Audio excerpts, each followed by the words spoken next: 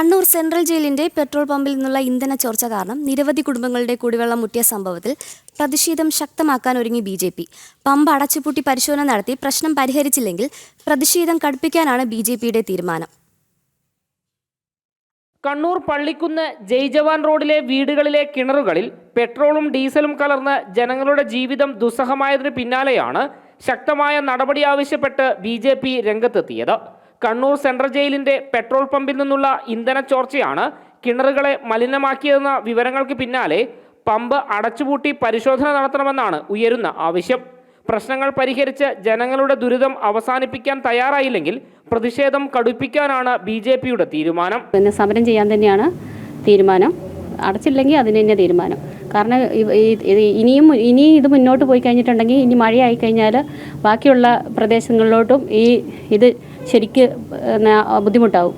അപ്പം പിന്നെ കൂടുതൽ ദുരിതത്തിലോട്ട് പോകുന്നതിലും പെട്രോൾ പമ്പ് അടച്ചിട്ടിട്ട് അവരുടെ ഇതിലെന്താ പ്രശ്നമുള്ളതെന്നുള്ളത് അവരും പരിശോധിച്ച് ജനങ്ങൾക്ക് വേണ്ടുന്ന സഹായം അവർ ചെയ്തിരിക്കുക തന്നെ വേണം. മഴ പെയ്താൽ പെട്രോളും ഡീസലും പ്രദേശത്തെ കൂടുതൽ കിണറുകളിലേക്ക് എത്താനുള്ള സാധ്യതയും നിലനിൽക്കുന്നു. നിലവിൽ പ്രദേശത്ത് കുടിവെള്ളം വിതരണം ചെയ്യുന്നുണ്ടെങ്കിലും അതുകൊണ്ട് മാത്രം പ്രശ്നങ്ങൾ പരിഹരിക്കപ്പെടുന്നില്ല. ഇന്ധന ചോർച്ചയില്ലെന്ന് 100% ഉറപ്പുവരുത്തിയില്ലെങ്കിൽ വരുന്ന നാളുകളിൽ അതുണ്ടാക്കുക ഇതിലും വലിയ ദുരിതമായിരിക്കും. ജനം, കണ്ണൂർ.